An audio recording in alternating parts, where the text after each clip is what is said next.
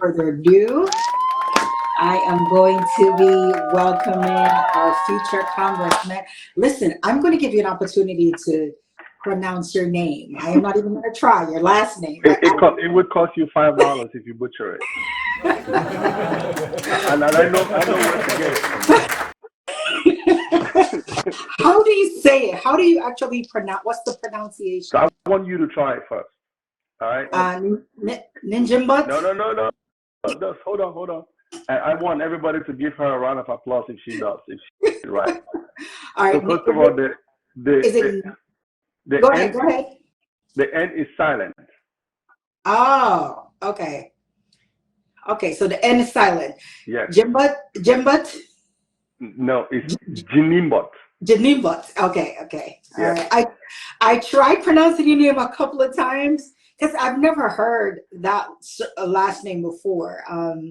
I've seen a couple of African based last names. I've never seen that one. So I had and I've worked with a lot of people with, African names that I've learned to pronounce over the years. Right. But I've never come across yours. So, so that you said the N is silent.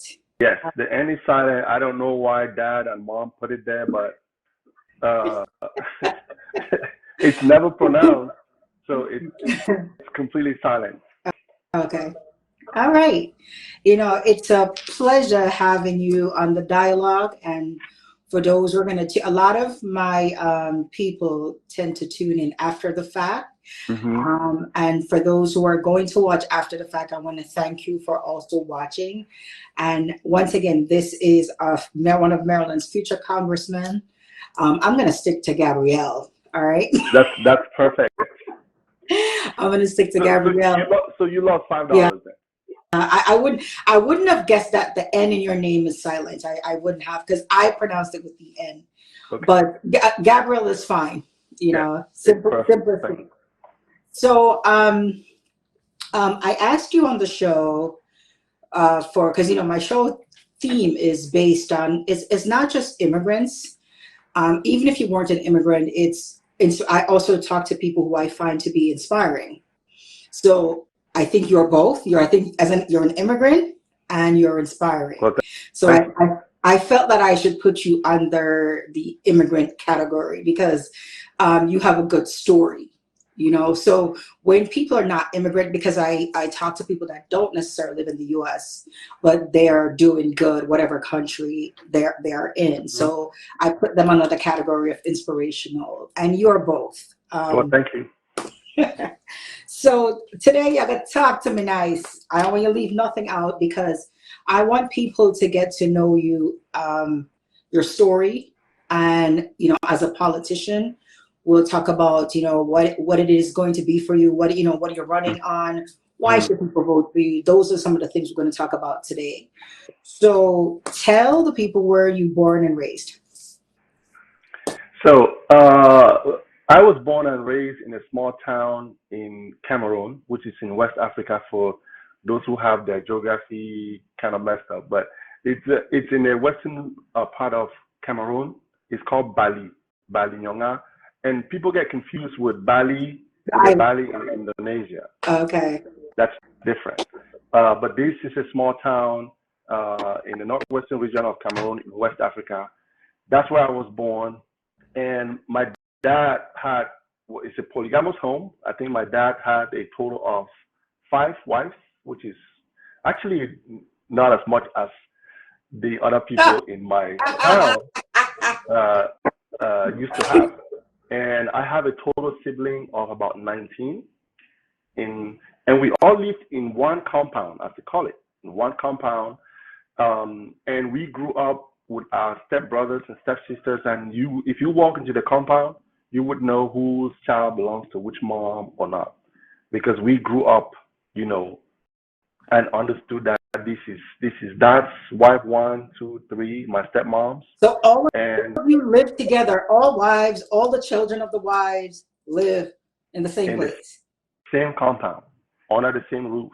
But obviously each mom had their own house. My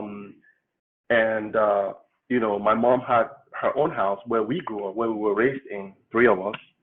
And it wasn't a big house. It's a small small 7 by 7 and in some cases 10 by 15 in American square foot standard. And we were perfect. We grew up as very normal people who enjoyed whatever status we had at the time, and it was just perfect. And there was no fussing and fighting among the wives? Nope. I think everybody understood. The assignment. Yes. Everybody understood where they belonged, and that's where, they stood. And sometimes, obviously, there will be some differences amongst my mom and my stepmom. Mom. But at the end of the day, we all knew that we are one huge, big family, and we have to get along. And that's what we. Do you still share that philosophy? Do you still share that view of the multiple wives? I know you can't in America, but do you ever think of going back so you could be that?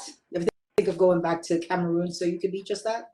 I think that I never understood why they did it that way, because in this day and age, obviously the times are different. I don't know if you and again, this is nothing against married women or females. Managing just one. It's also time to keep up with everything else. How much more of 5? I wouldn't do it.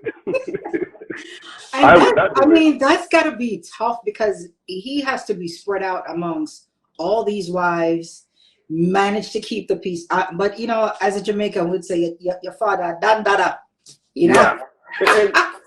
And here's where I give kudos to my mom and my other stepmoms, because back at home, our dads are not that.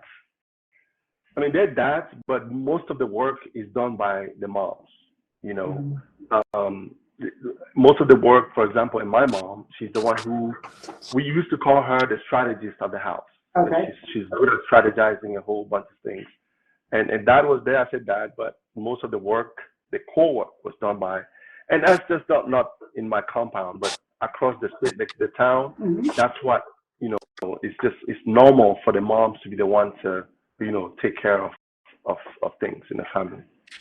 And to my knowledge, Cameroon speaks French, correct? Yes, it's Cameroon and Canada are the only 2 bilingual countries on the planet, and so there's a French-speaking part of the country and there's an English-speaking part of the country because they were colonized by the British and the French.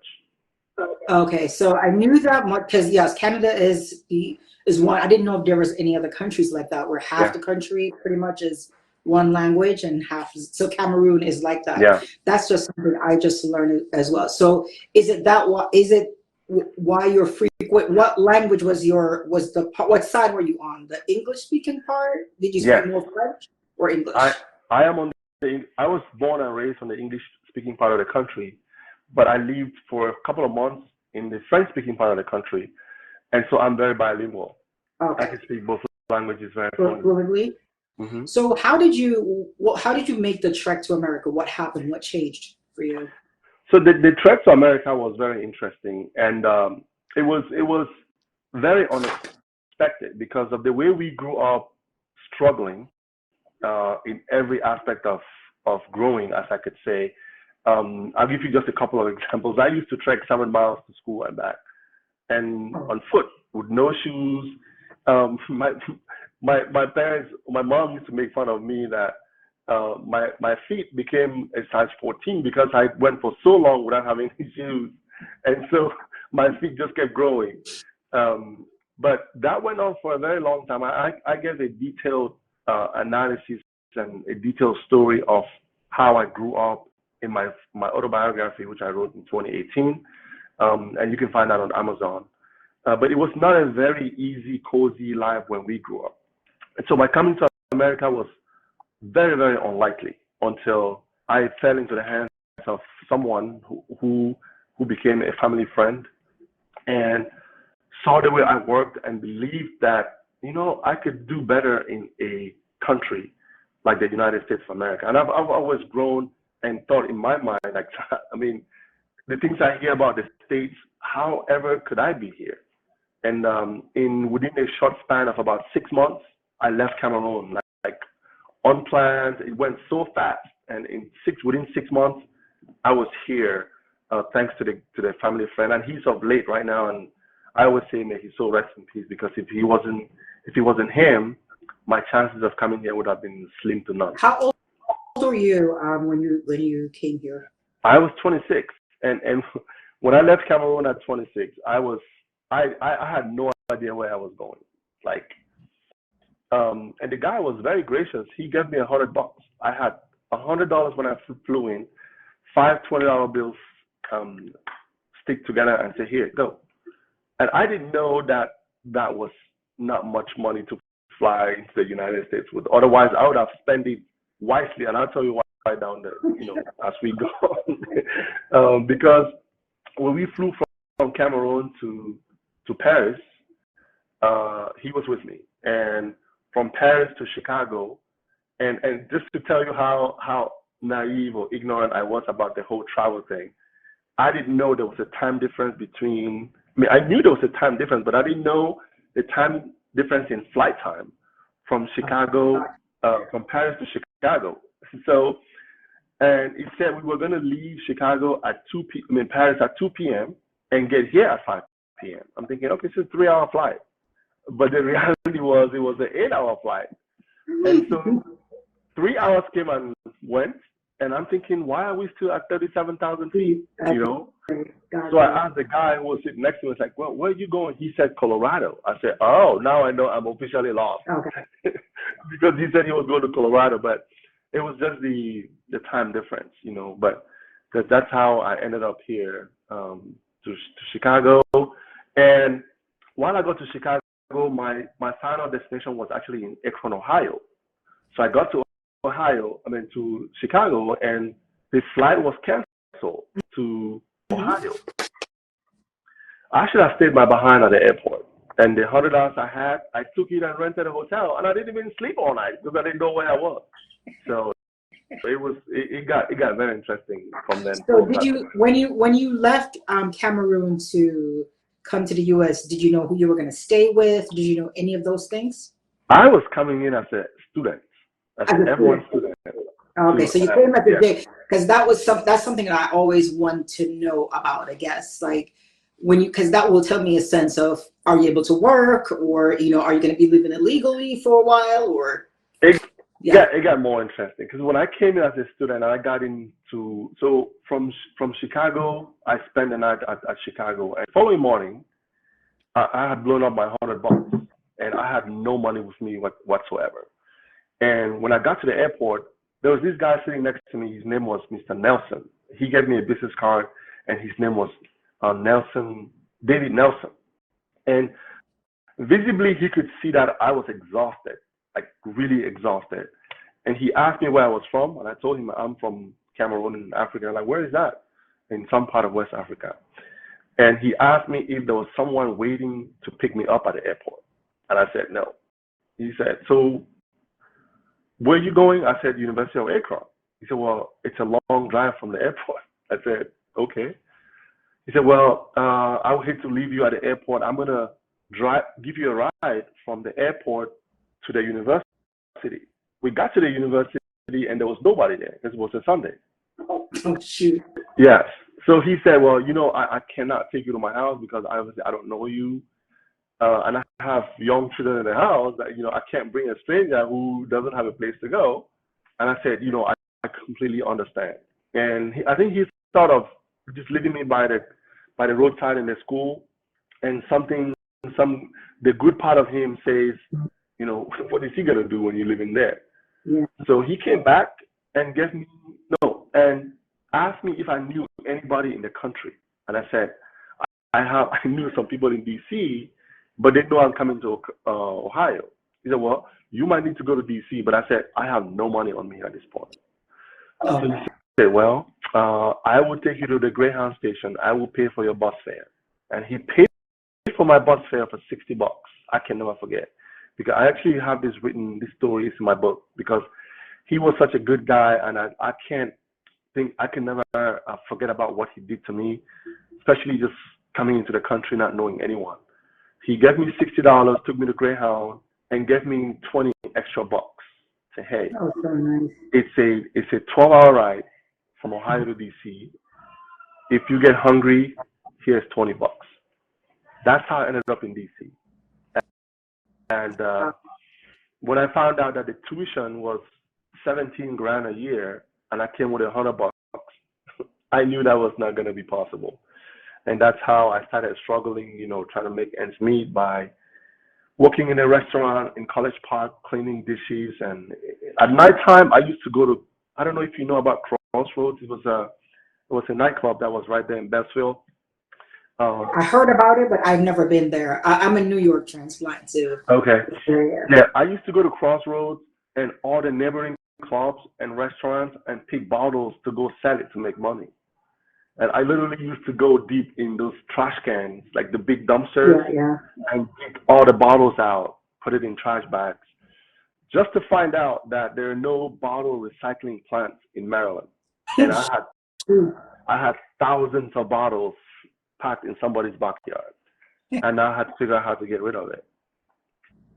So, who did you went to live with in Maryland? A family friend? Yes, it was a family, actually a family member who did not know I was coming because I didn't want to bother anybody.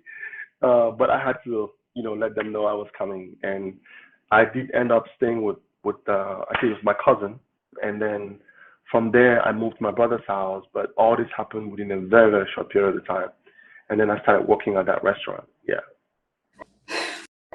When you were going through all of this, what made you feel like, or what did you say to yourself to give yourself that next push, that I got to do something better? Because you don't have any money, you don't have any real skills, you're pretty young, What gave you that push to get to that next level? When I was in Cameroon, I struggled a lot to make ends meet. When I went to college, and I graduated from college with a second upper class degree in educational administration from the college I graduated from. And there was nothing else I could do. I managed to get a couple, I think it was $20 in Cameroon money. And I went to a local market. I bought women's clothes, men's clothes, t-shirts, and I trekked on foot for tens of miles trying to sell these clothes to make some money. And I also went to the same university I graduated from to sell these clothes right out the gate. I used to see my classmates who were doing their master's degree, and they go to school, but I was selling those clothes at the gate. And this is in Cameroon? This is in Cameroon, okay. Yes. And my dream had always been to come to the United States, if I could. And so when I got here, I just wanted to be in the States. And I said to myself, once I'm here, you'll make it work. I don't care if I'm sleeping on the streets, but the fact that I'm on this land of opportunity, as I've always heard people refer to, I do not care what I'm doing, where I'm staying. All I know that it's a matter of time. If I'm sleeping on the streets, I will make it into a house one day, or into a small car one day, where I can protect myself from rain or from sun. So to answer your question, what pushed me the most was just the simple fact that I'm here was good enough for me. And I think the immigrants that have done well, I think them, regardless of what country they're from, the mindset is the same. I'm from Jamaica myself, and growing up, you just want to come to the States. You figure once you get here, you'll figure out the rest. Yeah. You'll figure it out. Yeah, you'll figure it out. But, once you have that drive and ambition, you'll definitely figure it out, because it is not a saying. This is the land of opportunity. Right. America is going to give you what you put in. So if you don't put a lot of work in, you're not going to see a lot of results. If you put a lot of work in, so yes, I can definitely understand where you're coming from. So after you was struggling around and stuff, what decision did you make that, say, changed your life at that point? So those first few years were rough. When I say rough, dealing with the culture difference, and the time difference, because I came in June and I could not and the sun was still out. Yes. Why is it 9 p.m. and the sun is still out? And yes. It's 3 a.m. in Cameroon, so I'm literally on the Cameroon time. I'm struggling between sleeping and staying awake and thinking about the challenges I have in front of me as an immigrant who just flew into a country as big as this with a completely new system that has nothing similar to Cameroon in any way, shape, or form. And then I'm in this restaurant. It's a very busy seafood restaurant. And the managers, I think they understood, no, they knew that I was new, but they never understood why I was so slow in thinking and in understanding the food menu and keeping up with the pace of a busy restaurant during the summertime. So I didn't understand what people said most of the time until after maybe 8 months. I struggled with all those things. But then as I worked in the restaurant, it's 100 degrees in the kitchen because I started off cleaning dishes and mopping the floors, and I got promoted to grilling behind the grill, which to me that was a huge promotion. And then I got promoted from grilling to cooking, and then from cooking to actually waiting tables. Okay. So those first few years were really tough, but I knew in my mind that I'm in the United States of America. I'm not going to end in this kitchen. I mean, not that there's anything wrong in the kitchen because I stayed there for like 2 years. But I decided to say, you know what? I have to start thinking about what I need to do next. And that's how I got myself enrolled into information technology by taking a series of computer certifications, Microsoft certifications, Oracle certifications. And I was so determined. Microsoft certifications, or to become a Microsoft systems engineer, it took months to become a certified systems engineer. But I made up my mind that I'm going to do all this in a month. And Edward thought I was crazy, but I went underground, bought books, and I studied so hard. And in 28 days, I wrote 6 certifications, and I became a Microsoft certified systems engineer within a couple of months of taking the class. So even that, it wasn't a smooth transition from working in a restaurant to the IT field, because I had to fill the gap with working as a security guard in most federal buildings, just to make sure that I have a way of surviving while I'm waiting for this dream job. And even as a Microsoft certified systems engineer with 6 certifications in 28 days, I still couldn't find a job easily. I took up help desks, and I used to drive to Springfield, Virginia to be a help desk tech in a internet company that was called Arrows. It was the very first internet company that started off in this area. And then, but even that, I didn't hit the job I really wanted to get, which was maybe something that paid me in the neighborhood of $75,000 or so. It was really, really tough. And then somebody said, you know what, maybe you need to take more examinations. But I'm thinking, how am I going to do this? Like, I barely make money working either as a security guard or even as a tech, in a tech company. It was not that, it wouldn't give me much money. So I decided, as broke as I was, literally couldn't pay my phone bill, and I would sleep on the couch because I couldn't sleep, comfortably, knowing I have no money. So somebody said, maybe you should take an Oracle class. The Oracle class was $5,000. I ain't got $5,000. So I went to Books A Million. The textbook was 1,000+ pages. I bought it for $80, and I heard them say, you have 30 days to bring it back. I said, there goes my $80. I'm gonna get it back. So I locked myself in the closet for 30 days, and I read everything, page to page. I have a summary of that book here with me in my house. And I went back to Books A Million. I gave it back, and I got my $80 back from them. And that was a huge breakthrough, because right after that, I got my first Oracle job with Booz Allen and Hamilton. That paid me money I could not believe I was getting paid. Like, so now this is where you first realize that I am about to live the American dream. It was truly an American dream because when I took the check that I was given, I went to the bank, I cashed it, and it was like a dream, like a real dream. So I walked out of the bank and I looked behind to make sure the security is not following me.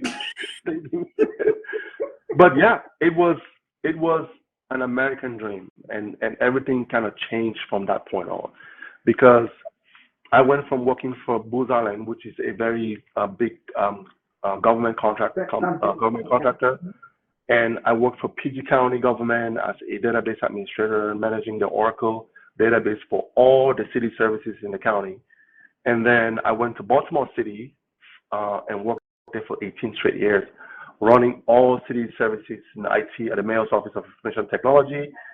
And I'm talking about police department, DPW, GIS, general services, health, liquor board, everything. And that's where I'm at right now, right? That's where I work. Yeah.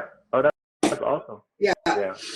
Awesome. I mean, it's always like,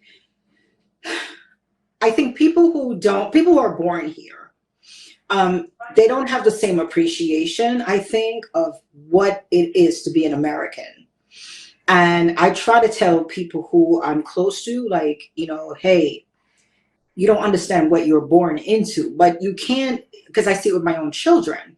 You can't like, because it's there and they didn't have to struggle or work or do much for it. It's there for them. They don't appreciate it. And sometimes I try to talk to my own children about understanding what you have, understand of what it is like to have a supporting parent. Yeah. There was nobody to support a lot of us. We had to do it on our own. But I don't think that if you've never been without it, you don't know what it's like, so you don't have the same appreciation. But there's still also immigrants that come. I know immigrants that land in America with a green card and still don't make anything of themselves. So it does, if you didn't have the ambition before you got here, you're likely to kind of be the same kind of person. If you were driven and hungry before you got here, those are the people that's likely to excel. And I even motivate people who were born here who never really, because sometimes some people need people to inspire them. Yeah. And let them know that, hey, you can do this. If I did it, you can do it too. Yeah. I'm sorry, go ahead. One thing I would say about us immigrants, and I'm sure you've seen it in the Jamaican community or the Caribbean community at large, is that we all have a very, very entrepreneurial spirit. Mm-hmm. What comes may, what transpires between, us starting and trying to make it work. We have very, very entrepreneurial spirit, I guess, because of the experiences we had at home struggling to survive. Mm-hmm. And then we get here and we see all these opportunities. You know what? We can make use of it. And I respect all my Caribbean family because it's a huge family. Sometimes we disagree on a whole bunch of things, but we still remain one huge family. And I say this because if you turn around, you look around in all corners, not just in the district or in the state or across the country, you will see that most businesses is owned by, people who came into this country from really poor countries. Yes, that is so true. Yeah. Because it's a goal that a lot of us strive to have. And that brings me to another question I have for you. Mm-hmm. So, what is one of the main challenges you think that you faced? Besides, you explained earlier that, you didn't have a lot of money. Do you ever find yourself where you feel like giving up, like something so detrimental, or, that feeling like, maybe this is not what I thought it's going to be? Did you ever feel like that? Did you ever get to that point? I feel like that every single day. Every single day. You might, it's something that we talk about it and laugh, but especially for people who struggle or have or own businesses or generally struggling to survive and succeed, there is a lot of hidden challenges and behind the scene challenges that I can't express, or they cannot express to you, no matter how much they try. In my case, I've experienced many, and I could probably tell you a couple of them. Um, for those who know, and I think most people do know, I own a venue in Jessup, Maryland, and how that place became a venue, most people don't know the background story of it. Because when I went into IT and I saved up some money, and I didn't want to blow the money up, by doing things that are not going to pay me down the road. I initially bought a garage, which 9 out of 10 people thought I was nuts. Like, what are you doing? Your background is IT. I've never seen you on that vehicle. Your brain is not wired to repair cars. What are you doing with a 5,000 square foot garage? Well, I had some money I didn't want to waste, so we prayed over it in the house, and I wrote the check, and I went and gave it to the guy.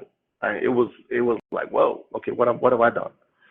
So, and that was on January 15th of 2008. And let me just give a little bit of advice here. Maybe I'll leave that to the end so that we can get the pieces together. So I gave this guy the check. We bought the garage. It's 5,000 square foot. You could fit 20 vehicles inside. And that was in January. Frigid cold, not too much going on. But for the next 4, 5, 6 months, it was I felt like, what the heck did you do? Who told you to do? I mean, 9 people told you not to do it. You bonehead, you went ahead and did it. And it was so bad. It was in red for 6 months. I had to use my salary from work at Baltimore City to pay the mechanic who agreed to, the guy who sold it to me was a mechanic. He stayed there to work, and I had to pay him $1,000 a month, whether or not I made some money. So I had to pay him from my money, $1,000 a week, and the rent. I tried to sell this place for $5. Nobody wanted to buy it. $5. And look at it. And look at it now. Look at it now. Yes. So on June 28th of that same year, something said, "How about you start selling used tires?" And of course, I didn't have any money to buy used tires. So the company I worked for offered stock options. So for the first time, I sold stocks for 10 grand. I woke up here one morning. I went to Connecticut because I saw online and sold used tires over there. I used the stock money, bought those tires, and I asked for it to be delivered. And I worked full time. Remember, in this case, worked full time. And the guys, they brought 1,000 tires from Connecticut and dumped it right at the parking lot and left. Oh, wow. I came back from work. I worked in the mayor's office, all dressed up in suit and tie. And I saw 1,000 tires outside. It was 5 o'clock in the evening. Who's going to help me move this thing out? Because, first of all, if the county finds out you have 5,000 tires sitting, 1,000 tires sitting outside, that's going to be a problem. 2, based on the laws, they don't want you to store that much tires in one place. Because if there's a fire, it's going to burn the whole building down, So I had to try to put these whole tires inside before it was done the following day. And I think I finished up about midnight, and I had a broken back to put all those tires away. So I started selling used tires, and it was the best decision I made. Because from that point on, we did so well. We opened up a second shop a mile away, and it did so well until people started opening up, used tire stores all over the place.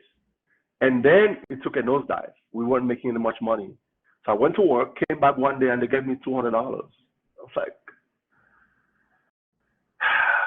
so how did you turn? Because I know that so people, he owns that, the facility he's talking about, a lot of the parties are held there. A lot of the Jamaican, Caribbean parties are held there. Yeah. And that's where I happen to know Gabriel from. I didn't know him in person, but I know about him because I've worked with promoters who work with him.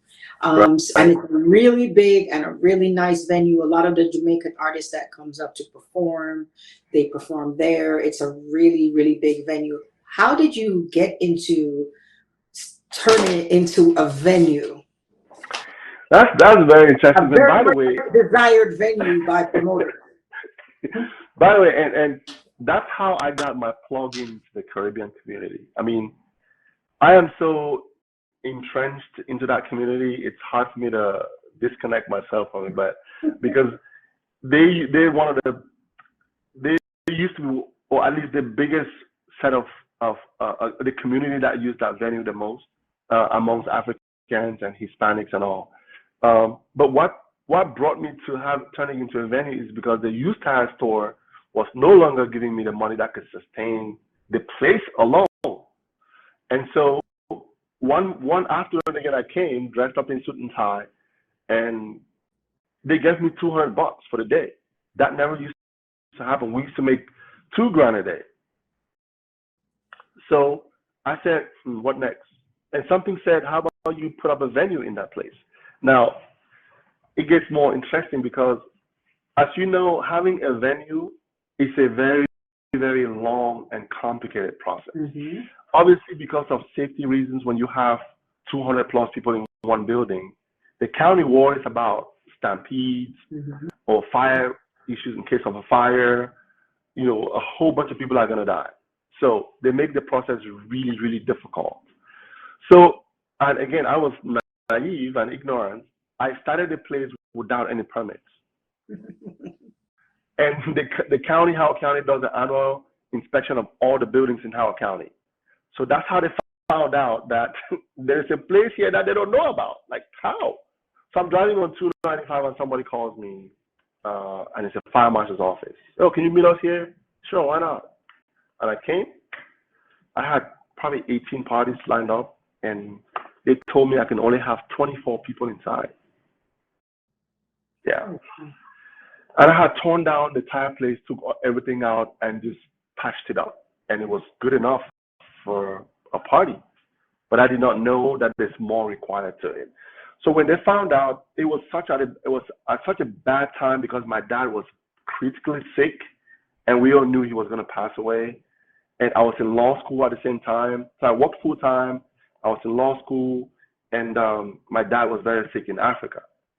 So I had all this going on at the same time, and I had to get this place fixed because I had so many events. I already took the money. I had to give back the money or relocate them. All of this was a really, really troubling and very, very difficult time. And my wife was not here at the time. She was in medical school in the islands. So I had the kids here and my sister, and I had to juggle all these things. And that was one point in my life where I almost quit. Like, I was very close to quitting because even on the day of the final inspection of the venue, I wasn't there. I couldn't go there because I couldn't take any more stress from what has been happening in my whole life. It was so bad, and so the final inspection was on the 12th of September, and within all this time, my dad had passed away in June. Final exams were up, summer exams at the law school. I was working full-time in Baltimore City as a manager for the IT department, for the division I work as a database administrator. I had 2 young kids, and I had that issue at that venue dealing with inspections and all that. And I'm telling you, before it was September 12th, if the inspection wasn't passed on the 12th of September of 2014, I'm thinking I'd just say, you know what, I'm done. But it did. Yeah. And fortunately, I'm sitting in the office all exhausted, and I get the phone call that they passed the final inspection. Awesome. And you said something I want to backtrack to. So you're doing all of this. You already obviously had a bachelor's degree from before you came here. What made you decide to go to law school? I'd always wanted to be a lawyer. Oh. I'd always wanted to be a lawyer. When I came into the country, I tried going to several law schools, Columbia, Australia at a time, and a whole bunch of other law schools around. But it was very expensive. There was no way I could have done it. But my passion had always wanted to be a lawyer because I wanted to know how the law works. And if you know how the law works, there's a lot of things you can do or not do because you know how the law works. So when I thought that I was a little bit stable. I had a family, I had a home, I have a business that's going. So I enrolled into law school, and it was going pretty well until all this started snowballing. But I'm grateful and happy that I stuck through it up to the point where even my law school sent me a letter saying, hey, if you want to suspend your semester or the whole year, just let us know. But they didn't know exactly what I was going through. In fact, they didn't even know that some of the classes I took from Africa, literally from the bedside of my dad when during his very few last days. They didn't know that. I told them my story of everything I was going through on graduation day in February of 2015, and that's how they knew that I juggled this whole thing to make it through with a law degree. Oh, awesome, awesome, awesome. So in the face of challenges, you still rise up. So it's clear now that the venue is on point. I've been there a couple of times myself, and you wouldn't be able to still be renting it out and, you know, making money from the venue itself. You're stable within yourself. What made you decide now, okay, I'm going to run for a congressional seat? Where did that come from? So it originally, it wasn't all about a congressional seat. It was all about giving back, not just to America, but giving back to the people who are below the poverty belt, which I am a classic example of one. And I grew up really poor, and I saw the way when I was leaving Cameroon, I saw the people I was leaving behind, and I knew that a lot of these people might not have the opportunity I had to move out of the country. So 14 years ago, I used to go home. I used to get myself ready with books, pens, pencil when it was back to school season, and I would ship them way ahead of time. And I'd go to Cameroon and visit 12,000 people, students in schools. I go to churches and I give out all of these things. And I learned it from my mom, who her greatest joy was when she gave people like cola nuts or peanuts and little things like that. Sharing to other people what was, even to today, is her greatest joy.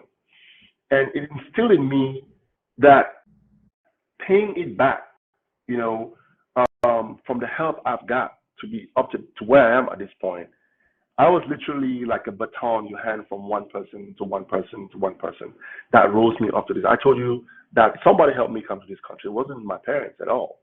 And so that value of we all rise as one, the joy of seeing somebody grow or rise makes you happy, is what has always pushed me to give back to the community. And I've always done so in schools, in churches, even here on career days and all. But then at some point here in America, I'm thinking, you know, the country has made me who I am here today, talking to you. Coming from Cameroon with $100, working in a seafood restaurant, even though most of it was hard work, but the opportunity was there. I had the opportunity to grow. And I'm thinking, it's time for me to pay back to the community. And there's several ways of doing so. And I think one of them is running for Congress in this district, because it's the district I've lived in for 24 years. I have seen and talked to people at the gym, at the malls, on the streets, on the phone, and I see that there's much, much more that can be done than settle for a status quo that nobody accepts, nobody deserves. And I believe that as an immigrant coming to America, I've enjoyed things I didn't fight for. I'll give you an example. The freedom we had, or we're enjoying right now, you and I didn't fight for it. Our great grand ancestors and those who came before us fought for it. The things freedom that we have, yeah. Correct. And we drive into cars we didn't build. We fly in planes we never constructed, and a lot more. So the question now becomes, what is you and I going to leave behind so that the next generation of me who came 24 years ago can enjoy? And if you look in politics right now, politics is not designed for you and I. It's designed for the rich, wealthy, white lawyers, or people who have friends who are multi-billionaires who can pay their way into these offices. So let me ask you a question. Yeah. Why should people vote for you? What are you bringing differently? People should vote for me, number one, because right now, as you and I are talking on this call, on this live video, we do not have a representation in Congress that looks like us, thinks like us, and fully understands what it means to move into this country as an immigrant. They claim they do, but they don't. And what I bring to bear running for this office is that I understand what it means to own a small business. And most of them in Congress don't. They own big businesses. They work with corporations. So what I bring is, if somebody tells me how he or she is struggling to keep their business to open, run, and keep it open for years, I can relate with that. And I can fight, say, okay, you know what? We need to give these small businesses loans because they really are here to make life better for themselves and the economy as a whole. And if you look at it very closely, small businesses run America, but they have no representation. And I said, people who work minimum wages should get paid more. And somebody says, oh, well, if we raise the minimum wage to $20, how is the struggling small business going to pay for this money? And I said, well, we spend $300 million a day in Afghanistan, every single day, $300 million. In 20 years, that's $2.2 trillion. And they spend $800 billion in fighting the war itself. And if you combine the war in Afghanistan and the war in Iraq, and the interest that has to be paid by you and I, the taxpayers, it's $6.5 trillion by 2035 if you add them up. We're not talking about the human cost, 2,500 servicemen, 4,000 contractors, and 70,000 civilians in Afghanistan. We're not talking about the $7 billion in equipment that was left when they left everything and came. And so our small businesses, our teachers should not be struggling in this America. Entrepreneurs should be able to obtain loans because we see them. We see that they exist and they're trying. Caribbeans, Africans, African Americans, and some white people are struggling because they want to run a business. But the interest, the money we spend in foreign countries, not saying that the American government should not spend on foreign countries, but we should learn to scratch our stomach before we start trying to scratch our backs. And we have the resources to help these small businesses. So what I bring is this awareness that we have the resources, and there are people back down here below the poverty belt who need it the most. And until you have someone like me who understands this, has lived it, minimum wage, working in a restaurant, which a good majority of the folks in our district, in the state and the country, fall below that line, people are not going to get it. If we keep electing multimillionaires, white lawyers who accept money from big corporations and banks, special interest groups and lobbies, that's where the disconnect is. I go on the streets every day. I go to festivals, carnivals, meetings, nightclubs, and I talk to people every single day. Most of them don't even know who their congressman is. So how are they going to represent, how is he going to represent them if he's so disconnected with the ordinary Joe on Main Street? And that's what I bring on the table. I talk to teachers. I go to these schools, not hearsay. I physically been to a lot of schools, there are 209 public schools in the district. And by the way, I don't know if people know the statistics of how the school system, at least in the district I'm running for, performs. And I don't think any parent want to see his or her kid with that kind of a report card. We struggle, or our kids struggle at 8% in math proficiency. I don't know if you know that. They struggle at 24% in reading proficiency. Only 76% graduates, and not that 76% are able to go to college because it's very, very expensive. So, how do I know? Let me ask you now, do you feel that electing you to be the congressman, you feel that you could change some of that? Well, I feel that electing me as a congressman would help create the awareness that members of Congress are not creating. That's number one. And there's nothing more powerful like an informed electorate. It's very powerful. A lot of the folks don't know these things, and when we inform them, we could create a movement. And when there is a movement, you can't stop it. If all the teachers could get up and say, "Oh, now we have a congressman who fully understands that we should not be using our own pocket money as teachers, which would not even get paid more to buy school supplies." Yes, you would divert some of those money we spend overseas in fighting wars that we shouldn't be in, some, to help the teachers buy school supplies for the kids. Pay the teachers more, pay the firefighters more, and increase the minimum wage, and take down all the abandoned houses that we find all across the country and put tech schools. And there are kids in our district who want to be handy, tech, build chips. So we shouldn't be ordering it from China. But now they're facing all this competition from kids from all over the place because we're not preparing the kids for tomorrow. I met a couple of them from Laura High School. At 11 o'clock in the morning, they were at the gym.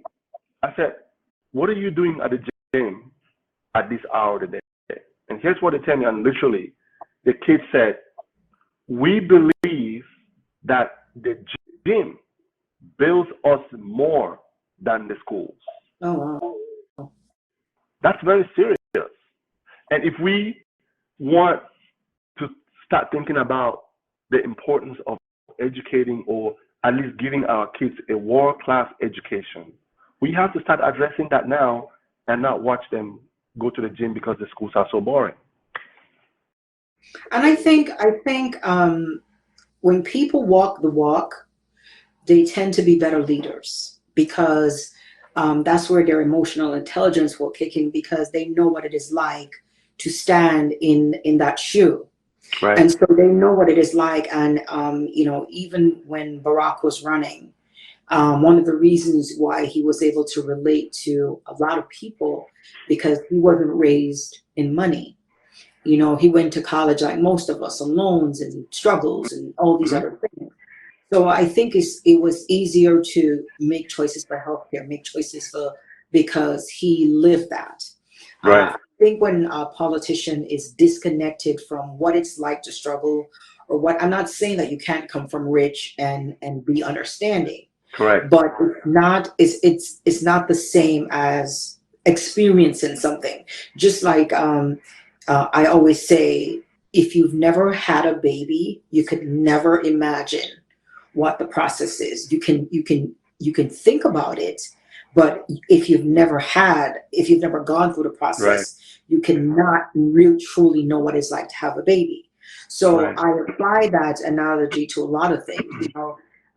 I think you would be a good congressman and a champion for the people. Thank you. Based on my personal experience, and I'm not from your district, and if I was from your district, and if I'm able to, I would have voted for you, because I see how you carry yourself, and I know that you truly care about, and as an immigrant, the importance of helping others to be able to make their dreams materialize in right, small business. As a small business owner, being a champion for small business, and people getting loans to better themselves. You'll be a good stewardess for that. I'm going to pull you away from being a congressman, and I'm going to take you back to Gabriel for a minute. Sure. I want to ask Gabriel a question. So, is there anyone? I know you mentioned Mr. Nelson earlier. Mm-hmm. I want you to give a shout out to the people who are instrumental in your success. That's one thing I want you to do. And I want you to answer this one question for me. Mm-hmm. Success means, or matter of fact, let's flip it around. Success means different things to different people. Yeah. What does success mean to Gabriel? Well, certainly, my definition of success has always had one meaning. Every time you succeed alone, you have failed.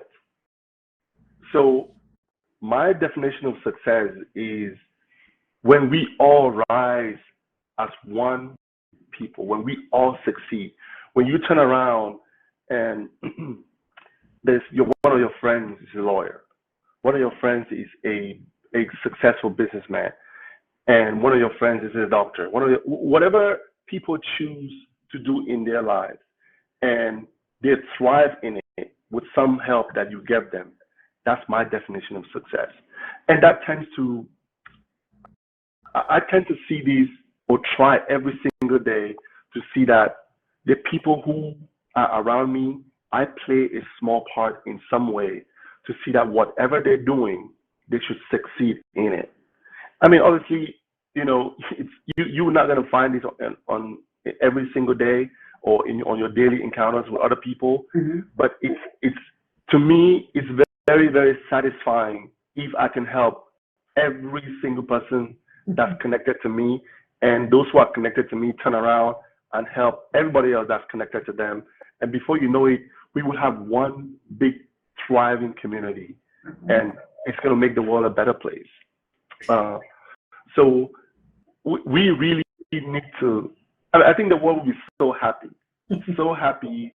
You see a smile on everybody's face if everybody could just succeed, regardless of what the circumstances is. Unfortunately, not everybody wishes everybody to succeed. There's some people who have made it and it's all about them and keeping their pot covered. They don't want to play it forward or help others. So every race, every ethnicity has that issue where people are just selfish. But for those of us who want to play it forward, we should continue and not mind those who don't want to, because people will still be blessed. Correct. And I say this to people know I own a venue, and I've had tons of people approach me and ask me, how can I go about getting one? And I literally say, look, I have a blueprint. I could do this in my sleep because I've dealt with one of the most complicated, complex places in America, which is Howard County, when it comes to licensing and permits.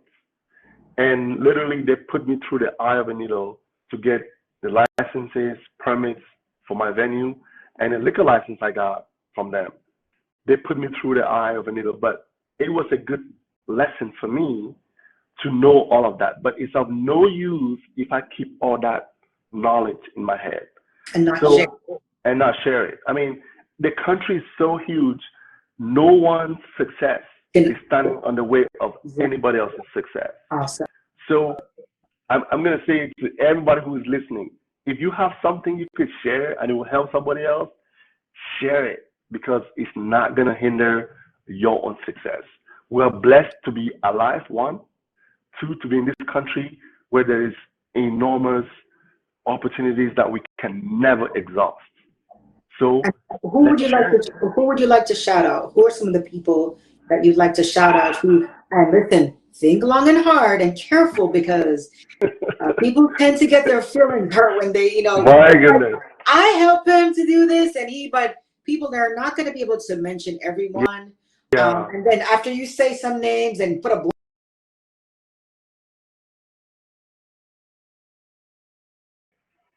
statement, oh my gosh, I'm sorry.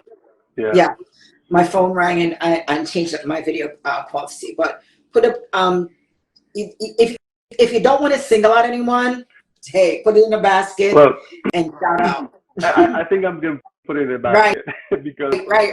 I have such a huge set of friends and family members who, without them, I would not be here today.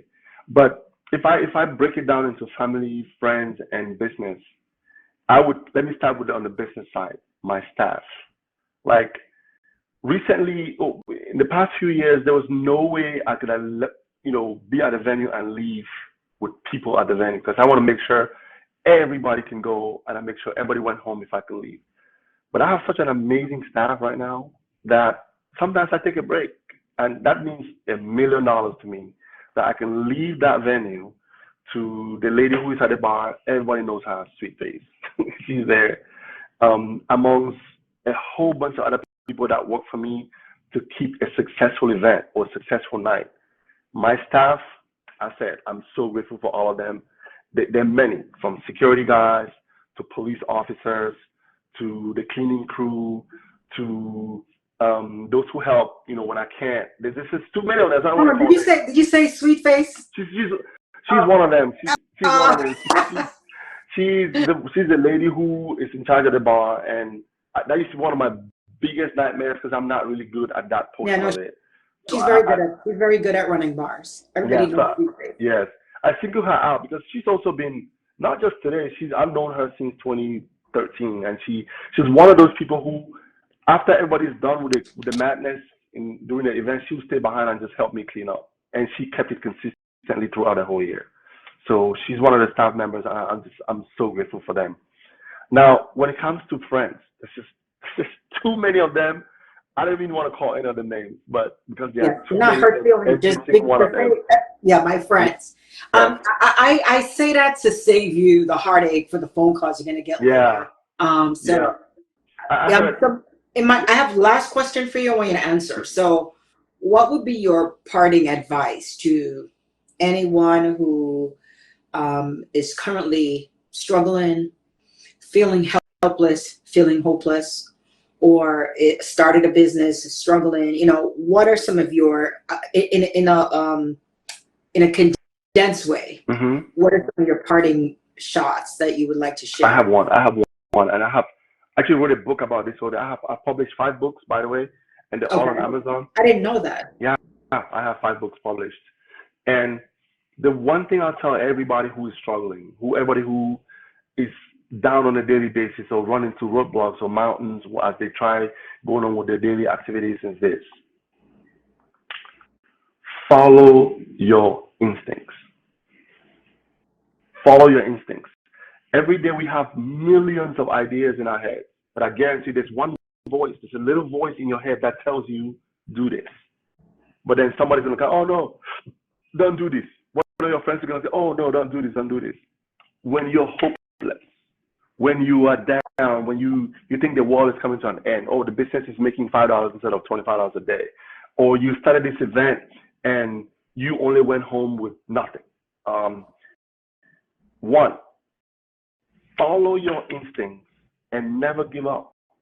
As long as you're alive, you can't give up, because every struggle you have is not permanent. I've seen a good share of it, and I stay to the 3 ingredients to everything I just told you is being consistent, being persistent, and being dedicated. It's like a tripod. You know how a tripod is? Mm-hmm. If you take one of them out, you're not going to fall.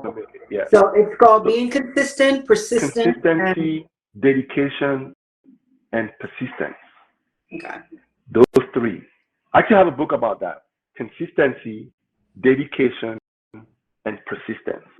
And what's the title of your book so people can go look it up? So there's 5 of them. The first one is From Meager Beginnings: The Power of Dedication, Persistence, and Consistency. That's number 1. The second book is Getting to the Top: The Secrets. That's the second one. The third one, which I really, really like the most, not the most, but I like to refer it or read it myself, is How to Turn Small Resources into Big Dreams. Because most people think you have to have it all before you start. And I always say no. And I lived it and I've experienced it. So turning small resources into big dreams is one of them. The number 4 is be your naysayers, be your last line of defense and your naysayers' greatest surprise.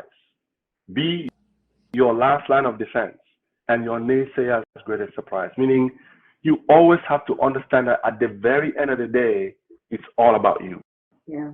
Your success depends on you and no one else. And so all your books are on Amazon? All of them are on Amazon. Okay. They're all on Amazon. All right. So what I'll also do, one is The Art of Endurance. That's the last one. The Art of Endurance. So endurance in the sense that people will say, yeah, I'm tough, I'm this, but at some point you break. But how do you push forward after you broke? That's why it's called The Art of Endurance, because if you can't endure, you can't succeed. Awesome. Can you tell the listeners where to go find your policies and stuff? Is there a website where they can go and read about you? Gabriel for Congress is the website. GabrielForCongress.com is the website. It's very easy, and I think I'm the only Gabriel who's going to be running for Congress in this district.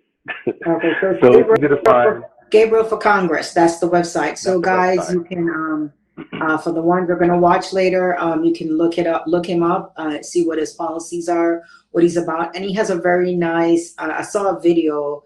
I forgot to share it earlier, but I'm going to share it with his story in a pictorial form.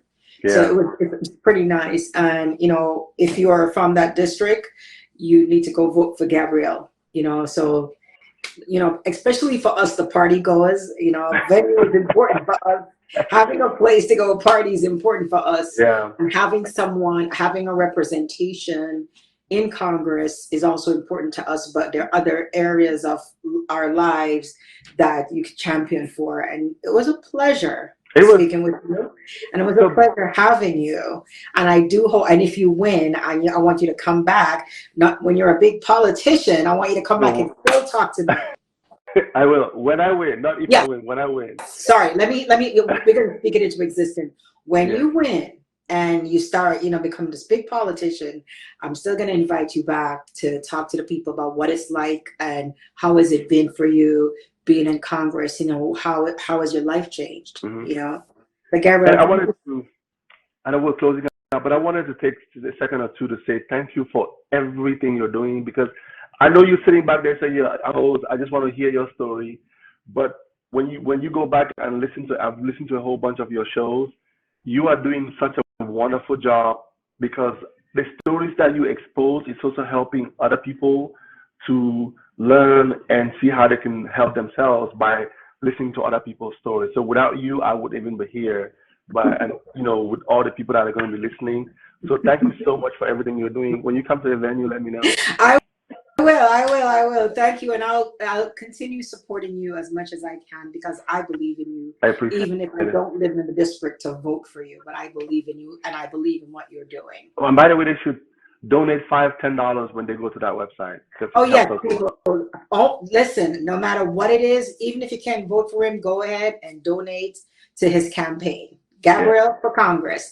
Thank you so much, Mr. Future Congressman. I want to say later on, Mr. Congressman, you know, because you are going to win the seat. And listen, I'll get you a bottle when I see you at the venue. Thank you so much. Thank you very much. I appreciate it. Have a great night, and thanks so much for coming on. Thank you. Thank you for your work. No problem. Bye-bye.